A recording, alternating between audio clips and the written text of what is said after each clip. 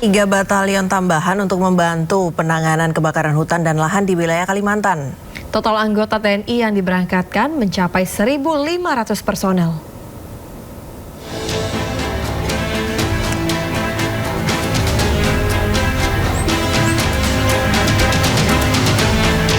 Pengerahan 3 batalion merupakan bentuk komitmen TNI dalam memperkuat upaya penanganan kebakaran hutan dan lahan secara cepat, terpadu, dan terkoordinasi, serta mengatasi dampak kebakaran hutan dan lahan di Kalimantan Barat. Pergeseran pasukan dilaksanakan melalui jalur udara dengan menggunakan pesawat Hercules TNI AU dari Lanut Abdurrahman Saleh Malang dan pesawat Boeing dari Lanut Mulyono Surabaya dan telah tiba di Lanut Supadio Pontianak.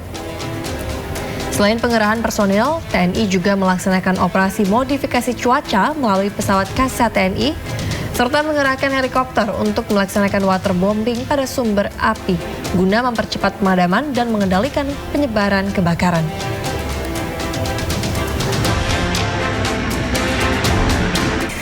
Ya, ini kan dirawat di rumah sakit ya karena ISPA. Rumah sakitnya di bagian dalam mungkin udaranya sudah tersaring. Keluar rumah sakit sedikit, sama asap aja lagi. Jadi kapan ini kira-kira anak-anak ini bisa sembuh? Kalau misalnya memang kondisinya belum baik juga udara di sana ya, Priska ya? Iya, makanya penanganan kabut asap ini serius karena semua warga, semua penduduk di seluruh kota dan satu pulau itu tergantung pada penyelesaian masalah kabut asap ini. Betul. Ya, pemirsa, di tengah kepungan asap akibat kebakaran hutan dan lahan, warga Sampit, Kalimantan Tengah masih bertahan di rumah mereka. Para warga mulai terserang penyakit pernapasan akibat kepulan asap karhutlah.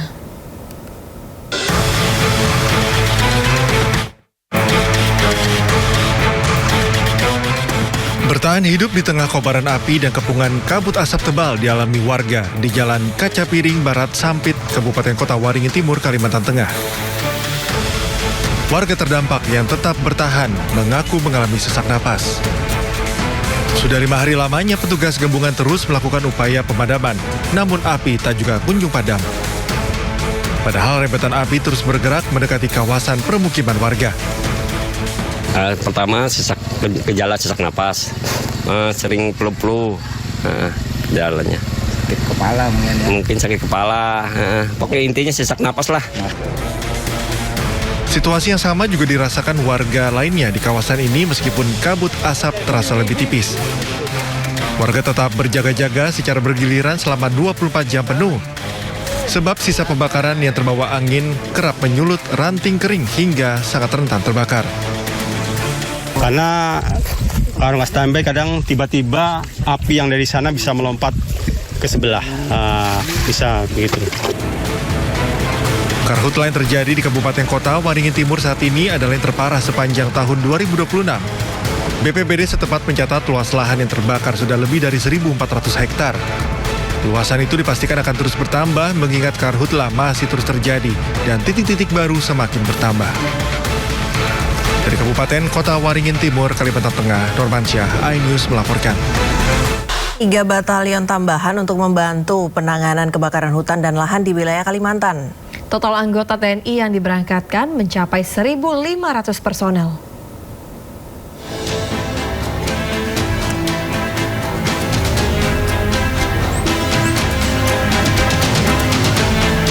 Pengerahan 3 batalion merupakan bentuk komitmen TNI dalam memperkuat upaya penanganan kebakaran hutan dan lahan secara cepat, terpadu, dan terkoordinasi, serta mengatasi dampak kebakaran hutan dan lahan di Kalimantan Barat. Pergeseran pasukan dilaksanakan melalui jalur udara dengan menggunakan pesawat Hercules TNI AU dari Lanut Abdurrahman Saleh Malang dan pesawat Boeing dari Lanut Mulyono Surabaya dan telah tiba di Lanut Supadio Pontianak. Selain pengerahan personil, TNI juga melaksanakan operasi modifikasi cuaca melalui pesawat Kasat TNI, serta mengerahkan helikopter untuk melaksanakan waterbombing pada sumber api guna mempercepat pemadaman dan mengendalikan penyebaran kebakaran.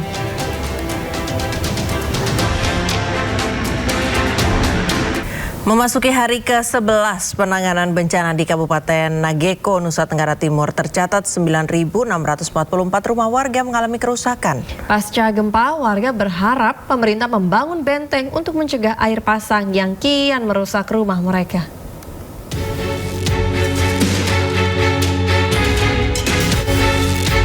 Berdasarkan data BNPB Kabupaten Nagekeo per Minggu 23 Agustus 2026, dari total 9.644 rumah yang rusak, sebanyak 3.218 rumah yang mengalami rusak berat, 1.598 rusak sedang, dan 4.828 lainnya rusak ringan. Besarnya dampak kerusakan tersebut membuat proses penanganan dan pemulihan terus dilakukan, terutama untuk memenuhi kebutuhan dasar masyarakat serta memulihkan fasilitas yang terdampak bencana. Ada dari pemerintah atau gimana caranya dibuat juga benteng macam di Desa Nangdero supaya jaga-jaga untuk kedepannya lagi.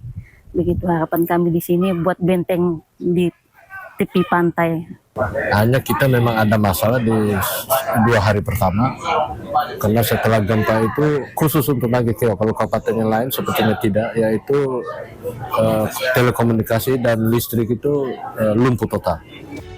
Kerusakan juga terjadi pada sejumlah fasilitas umum dan infrastruktur. Tercatat 54 fasilitas pemerintahan, 125 fasilitas pendidikan, 52 fasilitas kesehatan, 49 rumah ibadah, serta masing-masing 7 fasilitas air bersih dan akses jalan turut terdampak. Selanjutnya, pemerintah bersama pihak terkait masih melakukan pendataan, penanganan dampak bencana, dan pemulihan di sejumlah wilayah terdampak di Kabupaten Nagekeo. Dari Nagekeo, Nusa Tenggara Timur, Joni Nura, iNews melaporkan. Rentetan gempa bumi masih kerap mengguncang wilayah Nusa Tenggara Timur. BMKG mencatat 7.029 gempa susulan terjadi setelah gempa utama berkekuatan magnitudo 7,7 mengguncang Flores, Nusa Tenggara Timur.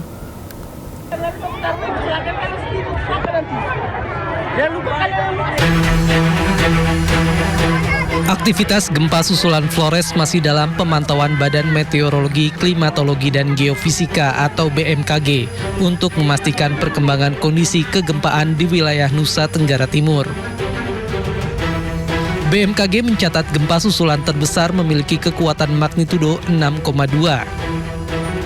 Dari ribuan gempa susulan, sebanyak 32 gempa memiliki magnitudo di atas 5 dan tidak berpotensi tsunami.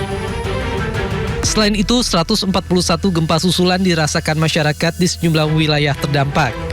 Total gempa susulan yang terjadi sebanyak 7.029 setelah gempa utama magnitudo 7,7 yang terjadi pada 15 Agustus lalu. Masyarakat diminta tetap waspada, namun tidak panik menghadapi aktivitas gempa yang masih berlangsung. Warga juga diimbau menjauhi bangunan yang mengalami kerusakan akibat guncangan gempa.